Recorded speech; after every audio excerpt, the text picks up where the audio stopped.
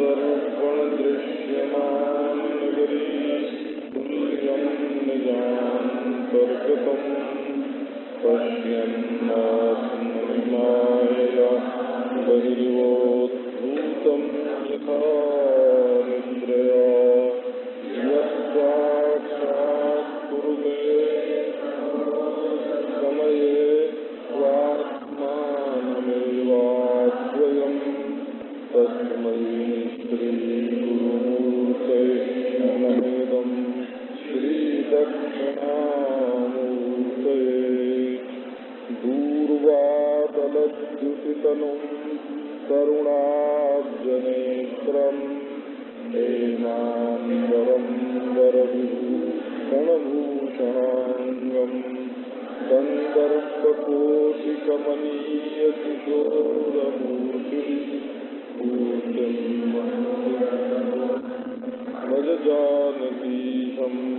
ॐ शान्ति शान्ति शान्ति। बार बार प्रभु चहई उठावा, प्रेम मगन से ही उठबन भावा। प्रभु कर पंकज कपि कैसीसा, सुमिर सुमता मगन गौरीसा। सावधान मन लागे कहन कथा अति सुंदर, कपि उठाई प्रभु हृदय लगावा। कर गही परम निकट बैठावा, कहु कपि रावण पालित लंका। केहि विधि दयऊ दुर्ग यति बंका, प्रभु प्रसन्न जाना हनुमाना। बोला बचन विगत अभिमाना, शाखा मृग कै बड़ी मनुसाई। नाग सिंधु हाटक पुर जारा, निश्चर गणपति विपिन उजारा। सो सब तव प्रताप रघुराई, नाथन कछु ताकहूँ प्रभु कछु अगम नहीं। जा पर तुम अनुकूल, तव प्रताप बड़वा नलही। सियावर रामचंद्र की जय। अब हनुमान जी त्राहि त्राहि करके भगवान के चरणों में गिर पड़े। स्वामी सेवक के सामने बोले कि मैं तुम्हारा ऋणी, इससे बढ़ करके और क्या बात हो सकती है। तो बारंबार प्रभु हनुमान जी को चरणों पर से उठा के हृदय से लगाना चाहते हैं, लेकिन ऐसे प्रेम मग्न हो गए हैं हनुमान जी कि उनको उठना अच्छा नहीं लगता। तो प्रभु के तो कर कमल हैं और हनुमान जी का सिर है। अब वो दशा स्मरण करके ये पार्वती जी को कथा सुना रहे हैं महादेव जी। तो जब उन्होंने स्मरण की उस दशा की कि उस समय हनुमान जी के चित्त की क्या दशा हुई, तो जैसे प्रेम मगन हनुमान हो गए थे उस समय, वैसे गौरी शंकर भगवान भी प्रेम मगन हो गए। बात क्या है कि यही शंकर जी ही तो हनुमान बने हुए थे ना। आज तो वो पर उमा को कथा सुना रहे हैं और उस दिन हनुमान होकर के भगवान के चरणों पर गिरे थे और उन्हीं के सिर पर भगवान ने हाथ रखा था। इसलिए सुमीरी जो है ना, सुमीरी का अर्थ है स्मृति, स्मरण करना। तो देखो, जिसके अनुभव में जो चीज आती है उसी का वो स्मरण करता है। अनुभव हो दूसरे को और स्मरण करे दूसरा, ऐसा हो सकता है ना। तो और जिस समय स्मरण करे उस समय अनुभव हो, ऐसा होता नहीं। अनुभव होता है दूसरे समय में और स्मरण होता है दूसरे समय में। ये लोक की यही रीति है।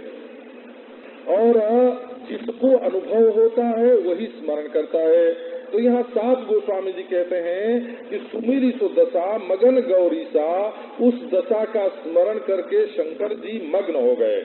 तो स्मरण कैसे हुआ कि जब इनको अनुभव था तभी तो स्मरण हुआ ना, इसलिए प्रेम में मग्न हो गए। अब यही एक अवसर ऐसा है सारे रामायण में जब शंकर जी कथा कहना भूल गए प्रेम में मग्न हो करके।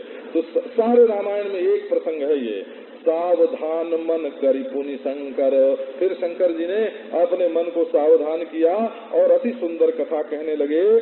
कि अति सुंदर कथा क्यों है कि उन्हें अपना ही अनुभव है ना।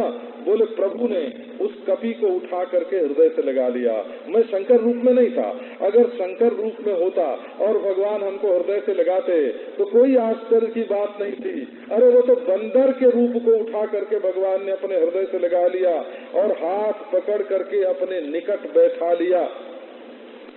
और पूछने लगे कि हे कवि बताओ, तुमने रावण के द्वारा पालित लंका को किस प्रकार से जलाया? मैंने सुना है लंका तो अति बंक दुर्ग है, अति वक्र, बंका माने वक्र है, ऐसी उसकी रचना है टेढ़ी मेढ़ी कि कोई समझ ही नहीं, जैसे भूल भुलैया हो ना, भूल भुलैया हो आदमी उसमें घुसे तो भूल जाए, ऐसी लंका की रचना तुमने जलाई कैसे? अब हनुमान जी के मन में मालूम पड़ता है कि इस बात का संकोच था कि भगवान ने तो ये कहा था कि कहीं बल बिरह बेग तुम आओ, जानकी जी को मेरा संदेश सुना करके और देख करके लौट आओ, और मैंने जाके यहाँ ये उपद्रव किया, रावण के तो बेटे को मार दिया और ब्रह्मास्त्र को भी व्यर्थ कर दिया, नागपाश को व्यर्थ कर दिया, लंका जला दी और वहाँ धूम मचा दी भगवान के सुजस की।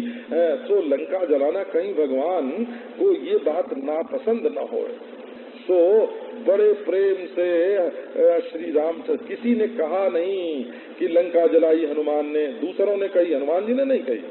तो जब पूछने लगे तब हनुमान जी ने समझा कि प्रभु लंका जलाने से प्रसन्न हुए हैं, नाराज नहीं हैं। सो अभिमान रहित होकर बोले, क्योंकि भगवान अगर कभी प्रशंसा करें और आदमी अभिमान करे कि ये काम तो मैंने किया है, तो फिर अभिमान को भगवान नष्ट करते हैं। वो अभिमानी को भगवान बिल्कुल पसंद नहीं करते हैं। तस्यापि अभिमान द्वेषित्वात् दैन्य प्रियत्वाच्च, वो अभिमान के द्वेषी हैं और दीनता उनको प्यारी लगती है। तो नारद जी ने पहले बड़े अभिमान से सुनाया कि हमने काम को कैसे जीता, क्रोध को कैसे जीता है। तो जब अभिमान प्रकट किया तो वो माया के चक्कर में डाला कि वो विश्व मोहिनी के पीछे पीछे डोलने लगे, जब तब सब का सब भूल गया।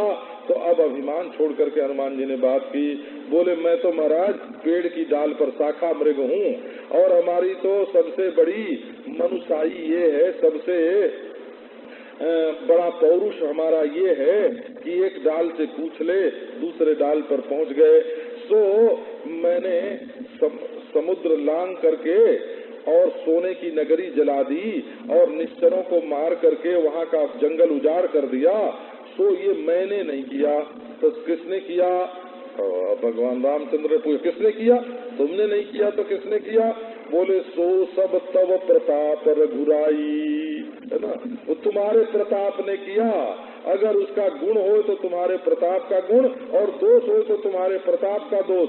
हमारे अंदर न गुण न दोष, नाथ न कछु मोरी प्रभुताई। प्रभु मेरी प्रभुता कुछ नहीं है इसमें स्वामी, उसके लिए प्रभु कुछ भी अगम नहीं है जिसके ऊपर तुम अनुकूल होते हो। आपके प्रताप से एक रुई का टुकड़ा जो है वो बड़वा नल को जो समुद्र सुखाने वाला है उसको भी भस्म कर सकता है।